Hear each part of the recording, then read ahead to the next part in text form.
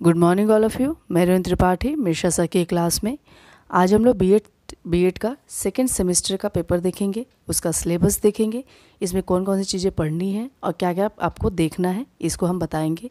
और जो first semester है आपका, उसका जो असाइनमेंट है उसका पीडीएफ आपको मेरे लिंक में मिल जाएगा। आपको मेरे टेलीग्राम लिंक पे जाना होगा जो कि डिस्क्रिप्शन बॉक्स में आपको दिख जाएगा, उसमें आपको ज्वाइन करना है। उसके बाद से आप उसको देख सकते हैं। आपको हर एक सब्जेक्ट का पीडीएफ मिल जाएगा। आज शाम तक या कल शाम तक आपको मिल जाएगा, हर एक सब्जेक्ट का पीडीएफ मिल जाएगा। ये जो पीडीएफ है आपको टेलीग्राम में ही मिलेगा, इसलिए आप उसे ज्वाइन कर लीजिए, क्योंकि ये जितना भी बीएड का सिलेबस है और हर एक सेमेस्टर को मैं ऑब्जेक्टिव हो चाहे सब्जेक्टिव दोनों ही चीज़ों को मैं पढ़ाऊँगी। और जितने भी आपके असाइनमेंट्स हैं उसे भी मैं पीडीएफ के द्वारा दूंगी आपको। तो आप लोग शुरू से लेकर लास्ट तक बने रहिए। और जो अगर आपको चैनल पसंद आ रहा है तो उसे शेयर कीजिए, लाइक कीजिए और कमेंट ज़रूर कीजिए। सब्सक्राइब करना बिल्कुल मत भूलिएगा। चलिए स्टार्ट करते हैं। सेकेंड सेमेस्टर का सिलेबस क्या है और कैसे कैसे आपको करना है, अपनी फाइलिंग में कैसे करना है और उसे कैसे देखना है, इसे हम देखते हैं।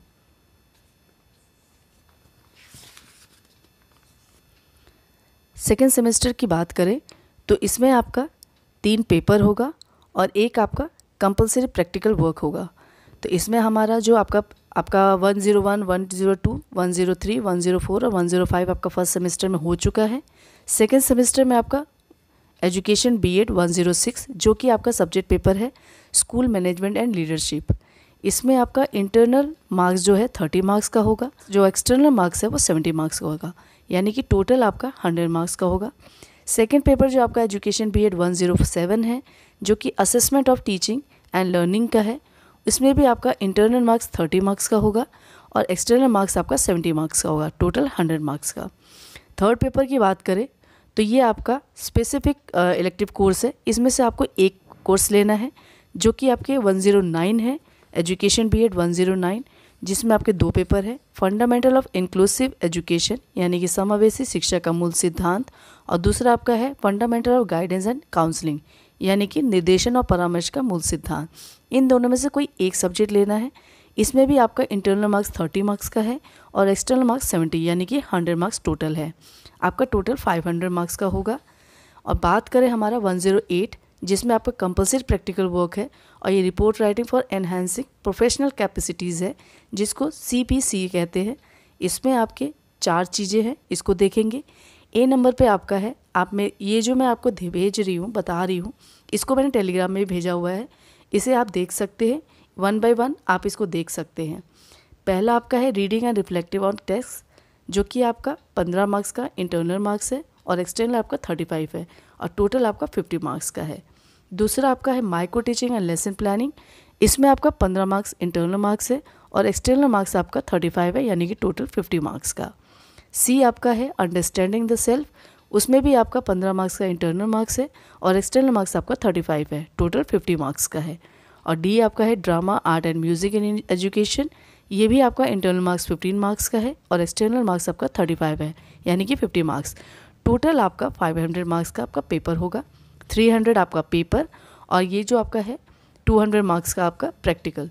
तो ये कुल मिला के आपका 500 मार्क्स का पेपर होगा। तो ये सेकेंड सेमेस्टर का है। चलिए हम सिलेबस की तरफ चलते हैं। चलिए स्टार्ट करते हैं बीएड सेकेंड सेमेस्टर के लेसन्स। यानी सबसे पहले हमारा पेपर है education BEd 106 school management and leadership. इसमें हमारे 5 यूनिट हैं। पहला यूनिट आपका इंट्रोडक्शन है जिसमें हम शैक्षिक प्रशासन के मीनिंग, डेफिनेशन और उसकी प्रकृति पढ़ेंगे। उसके ऑब्जेक्टिव्स यानी कि उसके उद्देश्य, स्कोप यानी कि क्षेत्र और प्रकार यानी कि शैक्षिक प्रशासन के प्रकार पढ़ेंगे। उसके सिद्धांत पढ़ेंगे और शैक्षिक प्रशासन के क्या क्या कार्य होते हैं इसके बारे में हम पढ़ेंगे फर्स्ट यूनिट में। इसमें हम थ्योरीज़ को भी पढ़ेंगे यानी कि शैक्षिक प्रशासन के थ्योरीज़ यानी कि सिद्धांत को पढ़ेंगे। उसके बाद से हम स्कूल मैनेजमेंट के अंतर्गत उसकी कैरेक्टरिस्टिक्स, उसकी आवश्यकताएं, उसका क्षेत्र और उसकी समस्याओं को पढ़ेंगे। इसमें हम एजुकेशनल प्रशासन और प्रबंधन का डिफरेंस भी देखेंगे। तो ये हमारा फर्स्ट यूनिट में आता है। सेकेंड यूनिट की बात करें तो सेकेंड यूनिट में आपका फंक्शन ऑफ एजुकेशन एडमिनिस्ट्रेशन आएगा यानी कि शैक्षिक प्रशासन के कार्य आएंगे, जिसमें हम रिकमेंडेशन देखेंगे। जो हमारा हंटर आयोग है 1882 का Indian education commission, secondary education commission यानी कि मुदालियार आयोग, एजुकेशन कमीशन यानी कि कोठारी आयोग और NPE यानी कि 1986 का national policy of education regarding हम जितने भी मैनेजमेंट उस समय की थी, जितने भी एजुकेशन एडमिनिस्ट्रेशन था, प्रशासन था, उसके बारे में हम देखेंगे। सिर्फ हम एजुकेशन प्रशासन की बात कर रहे हैं। हम स्कूल का, उस समय का स्कूल का ऑर्गेनाइजेशन यानी कि संगठन देखेंगे, स्कूल की जो प्लानिंग है यानी कि एजुकेशनल प्लानिंग, उसका मीनिंग, उसका नेचर यानी कि प्रकृति, उसका उद्देश्य, उसकी क्वालिटीज़, प्रिंसिपल और टाइप्स, इन सब चीज़ों को हम सेकेंड यूनिट में देखेंगे। इसके बाद से हमारा डिस्कशन मेकिंग भी इसके अंतर्गत आएगा, जिसके हम कैरेक्टरिस्टिक्स, प्रकार, टेक्निक्स और मेथड यानी कि विधियाँ और प्रविधियाँ सब देखेंगे। थर्ड यूनिट की बात करें तो missionary of education administration in India है, जिसको हम हिंदी में भारत में शैक्षिक प्रशासन की मशीनरी कहते हैं।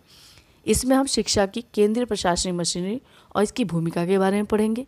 फिर स्टेट लेवल का भी पढ़ेंगे, उसका क्या रोल है। फिर लोकल एजुकेशन एडमिनिस्ट्रेशन, उसका स्ट्रक्चर यानी कि उसकी संरचना और उनके कार्य यानी कि फंक्शंस को देखेंगे। और इसमें हम थर्ड यूनिट में हम लोग फंक्शन में UGC जो कि यूनिवर्सिटी ग्रांट कमीशन है, NCERT यानी कि national council of educational research and training है, NUEPA यानी कि national university of educational planning and administration है। फिर NCTE यानी कि national council for teachers education. फिर CMET है, S से आपका state institute of educational management and training. फिर लास्ट में हमारा डाइट है यानी कि district institution of education and training आएगा। तो इन सब के बारे में हम डिटेल में पढ़ेंगे, यानी हर एक चीज़ को हमें हर एक चीज़ की हमारी फंक्शंस पढ़ने हैं, उनके कार्य क्या क्या है, एडमिनिस्ट्रेशंस क्या है, उसको हम पढ़ेंगे।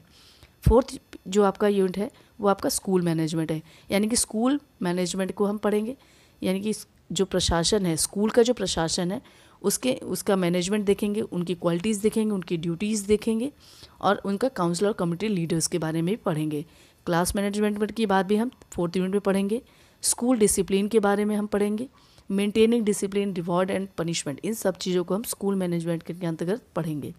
लास्ट यूनिट आपका है मैनेजमेंट ऑफ स्कूल एक्टिविटीज़, यानी कि स्कूल में जितनी भी एक्टिविटीज़ होती है, को करिकुलम एक्टिविटीज़ होती है, उनकी क्या इंपॉर्टेंस है, क्या नीड है, क्या उसके सिद्धांत होने चाहिए, उसको कैसे ऑर्गेनाइज करना है, कैसे गाइडेंस देना है प्रोग्राम को, स्कूल के प्रोग्राम्स को, और उसका रिकॉर्ड रजिस्टर, स्कूल का जो रिकॉर्ड है, रजिस्टर है, उसको हम कैसे मेंटेन करेंगे।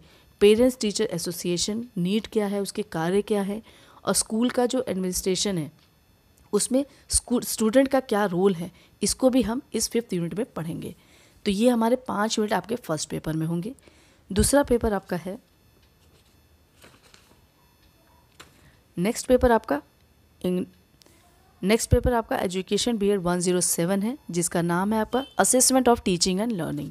इसमें भी आपके 5 यूनिट हैं। 5 यूनिट में पहला यूनिट आपका है meaning, definition and nature of assessment and evaluation. Assessment यानी कि आंकलन और इवैल्यूएशन मतलब मूल्यांकन, यानी हम आंकलन और मूल्यांकन, उस समय के आंकलन और मूल्यांकन के मीनिंग को, डेफिनेशन को, उसके नेचर को, उसके उद्देश्य को, उसका क्षेत्र और प्रकार, यानी कि असेसमेंट और इवैल्यूएशन के प्रकार को भी पढ़ेंगे। उस समय के सिद्धांत के कार्य, इन सबको भी हम असेसमेंट एंड इवैल्यूएशन के अंतर्गत पढ़ेंगे फर्स्ट यूनिट में। सेकेंड यूनिट जो आपका है function of evaluation and measurement है, इसमें हम 1882 यानी कि हंटर आयोग, मुदालियर आयोग 1952-53, फिर एजुकेशन कमीशन 1964 जो कि आपका कोठारी आयोग है, फिर NPE 1986, इससे रिगार्डिंग एग्जामिनेशन सिस्टम को पढ़ेंगे, उस समय के एग्जामिनेशन रिफॉर्म्स को पढ़ेंगे। Characteristics of a good measuring tools, कौन कौन से टूल्स को यूज़ किया जाता है, ऑब्जेक्टिविटी, यूजेबिलिटी, रिलायबिलिटी, वैलिडिटी और नॉर्म्स को भी हम इस यूनिट में पढ़ेंगे। थर्ड यूनिट आपका है evaluation and teaching learning process. इसमें हम need of evaluation for teachers and student, यानी कि हमारे टीचर और स्टूडेंट्स के क्या नीड है इवैल्यूएशन की, इनको हम पढ़ेंगे। टेस्टिंग अचीवमेंट्स पढ़ेंगे, प्रोसेस ऑफ इवैल्यूएशन पढ़ेंगे, characteristics of good achievement test पढ़ेंगे, type of achievement test, criterion reforms, norm reference, teacher made versus standardise, types of test item, objective types, essay type और short type answer देखेंगे। इसमें हम achievement test को देखेंगे। Fourth unit आपका है method and tools for evaluation.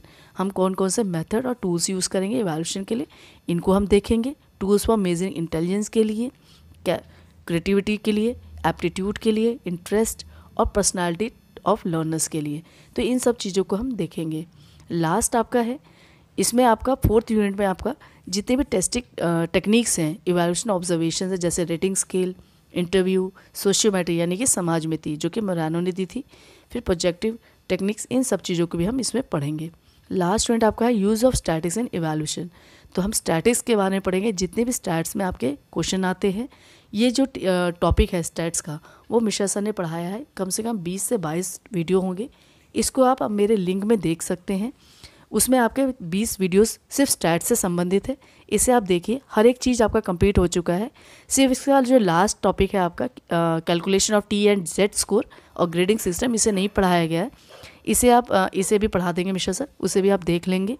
और अगर कोई क्वेश्चन आपका फंसता है तो आप क्वेश्चन मुझे मेरे नंबर पे भेजिए व्हाट्सएप पे 9452161001। इस पे आप मुझे क्वेश्चन भेज सकते हैं, उसे सॉल्व करके सर बताएंगे। तो ये जो मेरा नंबर है, आप मेरा पर्सनल है, आप इसे भेज सकते हैं। इसमें आपका जितना भी है graphical presentation of data, histogram, frequency, polygon, bar graph और पाई ग्राफ, इन सब के बारे में सर ने पढ़ाया है। मेजरमेंट ऑफ सेंट्रल टेंडेंसी हो, मीन, मीडियन, मोड, इन सब के बारे में सर ने पढ़ाया हुआ है पूरा डिटेल में। कई क्वेश्चंस बच्चों ने भेजे भी थे, उनको भी सर ने सॉल्व किया है। तो इसे आप भी अपने क्वेश्चन भेज सकते हैं, जहाँ पर भी आप फंसते हैं सर आपको सॉल्व करके भेज देंगे। नेक्स्ट आपका जो आपका है मेजरमेंट ऑफ अवेलेबिलिटी, जिसमें आपका स्टैंडर्ड डिविएशन, परसेंटाइल और कोरिलेशन है। इसे भी सर ने पढ़ा रखा है, इसे भी आप देख लेंगे। मीनिंग, नेचर, ये जो रैंक ऑर्डर कोरिलेशन है जो कि स्पीयरमैन की है, रैंक ऑर्डर कोरिलेशन, इसे भी आप देखेंगे, सर ने पढ़ाया हुआ है। हर एक क्वेश्चन का एक एक क्वेश्चन आपको पढ़ाया गया है। जहाँ पर आपको दिक्कत आएगी आप मुझे टेलीग्राम पे, आप मुझे व्हाट्सएप पे भेजेंगे, मेरे नंबर पे आपको सॉल्व करके भेज दिया जाएगा। ये जो नॉर्मल प्रोबेबिलिटी कर्व है, जिसे हिंदी में सामान्य संभाव्यता वक्र कहते हैं, एनपीसी, इसे भी सर ने बहुत डिटेल में पढ़ाया है, चाहे वो उसका थ्योरी पार्ट हो, चाहे उसे क्वेश्चन को सॉल्व करना हो। तो इसे भी आप हमारे सर से देख सकते हैं। सर का जो व्हाट्सएप नंबर है उस पर आप क्वेश्चन भेजिए और उसके बाद से आपको सॉल्व मिल जाएगा। ये था आपका पूरा सेकेंड पेपर। थर्ड पेपर की बात करें, नेक्स्ट थर्ड पेपर आपका एजुकेशन भी 109 है, जिसमें 2 पेपर है, उसमें से एक आपको लेना है। एक आपका फंडामेंटल ऑफ इंक्लूसिव एजुकेशन है और दूसरा fundamental of guidance and counselling है। तो इसमें से आपको एक लेना है, इलेक्टिव है, जो कि आपका कोर्स, इसमें आपका भी 5 यूनिट है। 5 यूनिट है। फर्स्ट यूनिट में आपका definition, scope, importance and AIIMS of inclusive education. Inclusive education यानी कि समावेशी एजुकेशन, समावेशी शिक्षा के अंतर्गत हम उनकी इंपॉर्टेंस, उनका डेफिनेशन, स्कोप और एम्स यानी कि उद्देश्य और लक्ष्य के बारे में भी पढ़ेंगे। इसका हैंडीकैप, जो कि कॉन्सेप्ट ऑफ हैंडीकैप्ड है, इम्पीयर्ड और डिसेबिलिटी है, इनके बारे में भी हम फर्स्ट यूनिट में पढ़ेंगे। Growth and development of special child यानी स्पेशल एजुकेशन इन इंडिया के बारे में पढ़ेंगे हम। अब्रॉड की भी बात करेंगे हम। इसमें हम सिग्निफिकेशन यानी कि महत्व की बात भी करेंगे। इसके बाद से हम इसमें concept, signification and education intervention भी के बारे में भी पढ़ेंगे। टेक्निक्स एंड मेन स्ट्रीमिंग की भी बात करेंगे। रेमेडियल टीचिंग की बात करेंगे। फिर उसके बाद से हम universalization of education and special education के बारे में पढ़ेंगे। स्पेशल एजुकेशन की बात करें तो विशिष्ट शिक्षा के बारे में, विशिष्ट बालक के बारे में सर ने पढ़ाया है, इसे भी आप देख सकते हैं। फिर आपका ऑर्गेनाइजेशन ऑफ रिसोर्स रूम के बारे में पढ़ेंगे। रोल के बारे में पढ़ेंगे, क्या क्या रोल है इन सब का इंक्लूसिव एजुकेशन के अंतर्गत, तो इसे भी हम देखेंगे फर्स्ट यूनिट में। सेकेंड यूनिट आपका है लेजिस्लेटिव बैकग्राउंड, जिसमें हम एनपीई 1986 और पीओए प्लान ऑफ एक्शन 1992 के बारे में पढ़ेंगे। उसके बाद से पीडब्ल्यूडी, इसको हम पढ़ेंगे 1995 यानी कि पीपल विद डिसेबिलिटी एक्ट, इसके बारे में पढ़ेंगे। Constitution provision for special need learners की बात करेंगे। रिहैबिलिटेशन काउंसिल ऑफ इंडिया यानी कि आरसीआई, इसके बारे में, इसका क्या रोल है, इसे हम पढ़ेंगे। और right of education, right to education act पढ़ेंगे 2009, ये हमारा सेकेंड यूनिट में आएगा। थर्ड यूनिट आपका है मेंटली रिटार्डेड चिल्ड्रन, इसमें हम कॉन्सेप्ट, डेफिनेशन और टाइप्स पढ़ेंगे, यानी कि मेंटली रिटार्ड चिल्ड्रन के क्या कॉन्सेप्ट है, उसका क्या डेफिनेशंस होंगे और क्या कितने प्रकार हैं, इसके बारे में हम पढ़ेंगे। फिर इटियोलॉजी ऑफ मेंटल रिटार्डेशन के बारे में पढ़ेंगे, उसका करेक्टरिस्टिक्स पढ़ेंगे। उसके बाद से हम programme of education of educable mentally retarded children के बारे में पढ़ेंगे। फिर हमारा programme of education for trainable mentally retarded children के बारे में भी थर्ड यूनिट में पढ़ेंगे। आपका फोर्थ यूनिट है विजुअली इम्पेयर्ड चिल्ड्रन, इनके बारे में हम पढ़ेंगे कि क्या कॉन्सेप्ट है, क्लासिफिकेशन क्या है, इंटोलॉजी क्या है और जनरल कैरेक्टरिस्टिक्स क्या होने चाहिए इसके बारे में हम पढ़ेंगे। एजुकेशनल प्रोग्राम के बारे में पढ़ेंगे। गुड काउंसलर यानी कि इन लोग के लिए कैसे कैसे काउंसलर्स होने चाहिए इसके बारे में पढ़ेंगे। फिर रोल ऑफ पीयर ग्रुप यानी कि पीयर ग्रुप का क्या उनका रोल होना चाहिए, अगर विजुअल इम्पेयर्ड अगर कोई चिल्ड्रन हमारे साथ है तो हम लोग का क्या सहयोग होना चाहिए, चाहे वो फैमिली का है चाहे समूह का है यानी कि कम्युनिटी का है। इसको भी हम पढ़ेंगे। स्पेशल नीड चिल्ड्रन के बारे में, जो बच्चों की स्पेशल नीड होती है उनके बारे में हम पढ़ेंगे। लास्ट यूनिट आपका है various type of special learners, यानी जो स्पेशल लर्नर्स है, कुछ लोग स्लो लर्नर्स होते हैं, गिफ्टेड चिल्ड्रन होते हैं, इमोशनली डिस्टर्ब चिल्ड्रन होते हैं तो या डिक्लाइन चिल्ड्रन होते हैं, तो इन सब के बारे में हम 5th यूनिट में पढ़ेंगे। तो ये तो आपका था लास्ट पेपर। और एक और पेपर आपका है जो कि ऑप्शनल में ही है, इसमें 109 fundamental of guidance and counselling है। इसमें भी 5 यूनिट है, जिसमें हम पहले यूनिट में हम concept, principle and nature of guidance programme पढ़ेंगे, यानी गाइडेंस प्रोग्राम यानी कि निर्देशन कार्यक्रम के बारे में पढ़ेंगे। उसके बाद से नीड, स्कोप और सिग्निफिकेंस ऑफ गाइडेंस यानी कि गाइडेंस का महत्व क्या है, उसकी आवश्यकता क्या है, उसका क्षेत्र क्या है, इसके बारे में पढ़ेंगे। और टाइप्स ऑफ गाइडेंस यानी कि निर्देशन के कितने टाइप्स है, जैसे educational guidance, vocational guidance. Education यानी कि शिक्षा में क्या क्या गाइडेंस निर्देशन दिया जाएगा, वोकेशनल यानी कि व्यावसायिक निर्देशन क्या है, पर्सनल यानी कि व्यक्तिगत निर्देशन क्या होगा, फिर सोशल यानी कि सामाजिक निर्देशन क्या होगा, इसके बारे में हम फर्स्ट यूनिट में पढ़ेंगे। जो आपका सेकेंड यूनिट है आपका, इसमें हम फर्स्ट यूनिट में हम एजेंसीज ऑफ गाइडेंस के बारे में पढ़ेंगे, जो कि स्टेट और नेशनल दोनों लेवल पे होगा। सेकेंड यूनिट आपका है vocational guidance concept and nature of vocational guidance, यानी कि हम वोकेशनल गाइडेंस यानी कि व्यावसायिक निर्देशन के बारे में पढ़ेंगे, उसका नेचर पढ़ेंगे, क्या वर्क क्या होता है, करियर डेवलपमेंट कैसे हो सकता है, सुपर थ्योरी फॉर गाइडेंस के बारे में पढ़ेंगे हम। अप्रोचेस यानी उपागम पढ़ेंगे, secondary education and career development के बारे में। उसके बाद से हमारा थर्ड यूनिट आता है ऑर्गेनाइजेशन ऑफ गाइडेंस प्रोग्राम, जिसमें हम प्रिंसिपल ऑफ ऑर्गेनाइजेशन यानी कि हम संगठन का सिद्धांत पढ़ेंगे। फिर उसके बाद से वेरियस टाइप ऑफ सर्विस यानी कितने तरह के सर्विसेज है काउंसलिंग के अंतर्गत, उसको हम देखेंगे। काउंसलिंग प्रोसेस देखेंगे, कैसे कैसे काउंसलिंग प्रोसेस की जाती है, कॉन्सेप्ट देखेंगे, नेचर देखेंगे, प्रिंसिपल ऑफ काउंसलिंग देखेंगे। फिर काउंसलिंग अप्रोचेस जैसे डायरेक्ट और नॉन डायरेक्टिव, इन सबको भी हम देखेंगे। उसके बाद से हमारा थर्ड यूनिट में ही group counselling versus individual counselling, यानी कि समूह में जो निर्देशन दिया जाता है और इंडिविजुअली जो निर्देशन दिया जाता है, उन सबको हम एडजस्ट कैसे करते हैं और कैसे काउंसलिंग फॉर एडजस्टमेंट होता है, काउंसलर कैसे करता है, उसे भी हम देखेंगे। इसमें कैरेक्टरिस्टिक ऑफ गुड काउंसलिंग भी देखेंगे, यानी कि उनकी विशेषताओं के बारे में हम पढ़ेंगे। फोर्थ यूनिट आपका है guidance of children with special need. अगर किसी बच्चे को स्पेशल नीड है, कोई प्रॉब्लम है, तो उनकी कौन कौन सी आवश्यकताओं को निर्देशक कैसे सॉल्व करेगा, इसे भी हम नेक्स्ट पेपर में देखेंगे, नेक्स्ट यूनिट में देखेंगे। उसमें हम गाइडेंस के of gifted and creative students के बारे में पढ़ रहे हैं, तो उसको भी हम देखेंगे।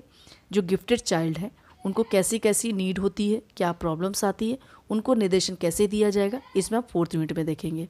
फिर role of teaching in helping teach children with special need, यानी कि चिल्ड्रन को स्पेशल कैसे नीड दी जा सकती है, स्पेशल नीड्स कैसे जरूरत होगी, जो टीचर का क्या रोल होगा गाइडेंस में, इसे भी हम फोर्थ यूनिट में देखेंगे। लास्ट यूनिट आपका फिफ्थ है human adjustment and mental health. Human adjustment and mental health की बात करें तो इसमें साइकोलॉजिकल फाउंडेशन ऑफ एडजस्टमेंट आएगा। फिर role of motivation and perception in adjustment आएगा। फिर principle of mental hygiene and their implication of effective adjustment आएगा। और लास्ट आपका mental health and development of integrated personality आएगा। तो ये आपके 5 यूनिट गाइडेंस एंड काउंसलिंग में है, तो इसे भी आप देख लेंगे। ये आपके 3 पेपर मेन हैं जिसको आपको थ्योरी पार्ट करना है। अब हम प्रैक्टिकल पार्ट पे जाते हैं, जो कि आपका मेन है, आपको करना है, उसे देखते हैं हम। हमारा प्रैक्टिकल पार्ट जो है 108 है, एजुकेशन बीएड 108, जिसका नाम है compulsory practical work and report writing for enhancing professionals capacities. जो आपका 108 है, इसमें सबसे पहला पार्ट आपका reading and reflecting on test है। Reading and reflecting on test को हिंदी में कहते हैं पाठ पर अध्ययन एवं चिंतन।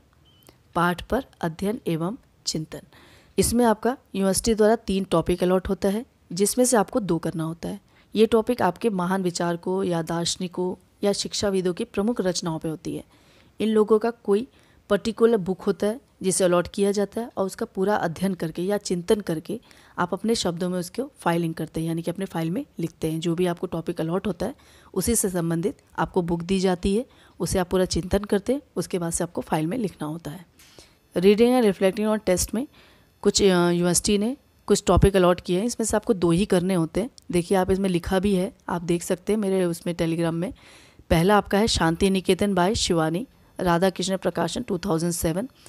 शांति निकेतन की बुक होगी बाय शिवानी द्वारा, उसको आप पढ़ेंगे। उसमें जो क्वेश्चन दिया होगा उसको आप पूरा डिटेल में पढ़ने के बाद से उसको अपने शब्दों में लिखेंगे। सेकेंड आपका है आपका बंटी बाय मनु भंडारी, इसके बारे में आप पढ़ेंगे, उसके बाद से अपनी फाइल में लिखेंगे। थर्ड टॉपिक आपका है what is word teaching bye Krishnan Kumar. फिर इसके बाद से है बालकों में भाषा विकास बाय कृष्णन कुमार। नेक्स्ट आपकी बुक है दिवा स्वप्न इन गीजू भाई भंडेरकर।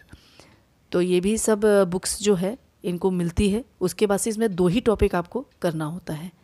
नेक्स्ट आपका एमिली है, एमिली यानी कि एजुकेशन बाय रूसो की है, इसको भी मिलता है।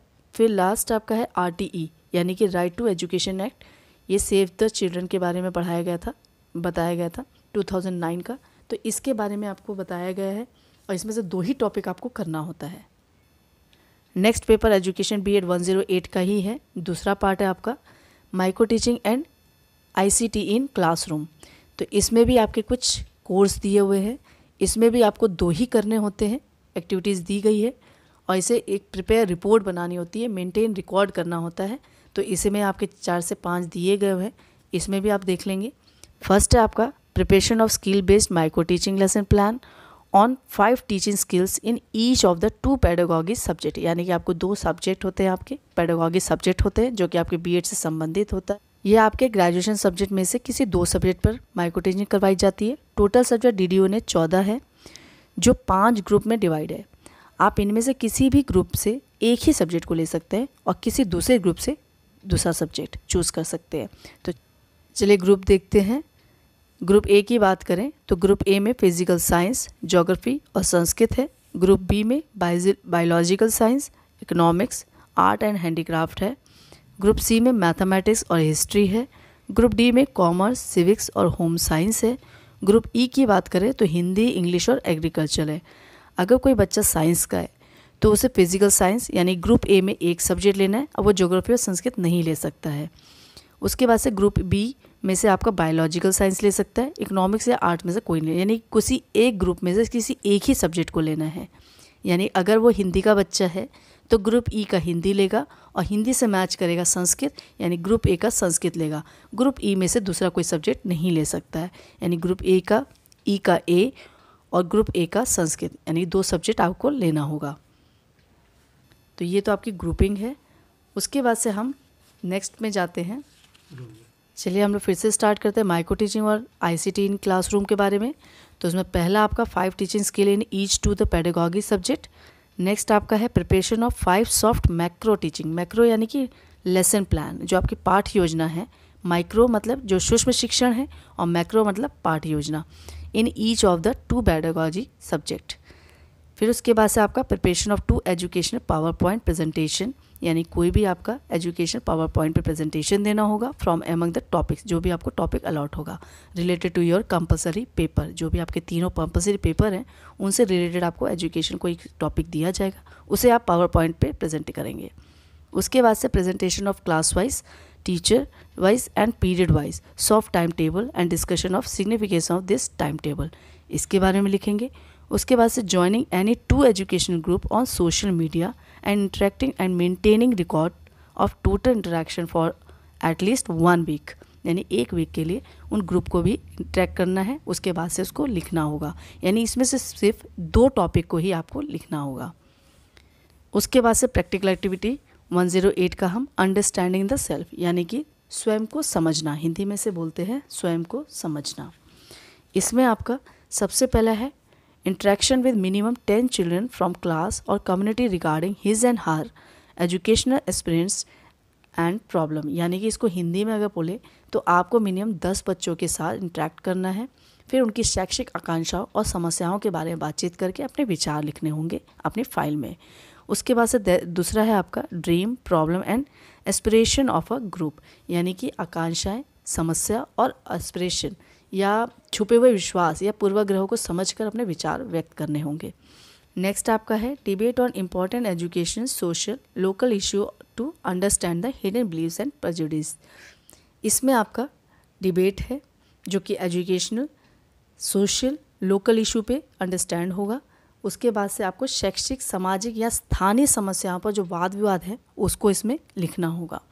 इसके बाद से आपका है next presentation narration of life story of the student children in group, यानी कि स्टूडेंट या स्टूडेंट ग्रुप की जो लाइफ स्टोरी है उसे प्रेजेंट करना होगा या कहानी के रूप में, नरेशन मतलब कहानी के रूप में। नेक्स्ट है आपका organisation minimum 5 activities of yoga physical exercise warm up exercise cool down exercise, इनके बारे में लिखना होगा। यानी कि कुछ मिनिमम 5 एक्टिविटीज़ करनी होगी, यानी कि संगठन उसका करना होगा, उसके बाद से उसको अपनी कॉपी में लिखना होगा। नेक्स्ट आपका self written poem stories and anecdotes है। सेल्फ रिटन पोएम यानी कि स्वयं रचित पोएम होनी चाहिए, कोई कविता होनी चाहिए, कोई कहानी होनी चाहिए, और इसका मतलब होता है उपाख्यान। तो इसमें से आपको अपने आप से लिखा होना चाहिए, इसे भी आप अपने फाइल में लिखेंगे।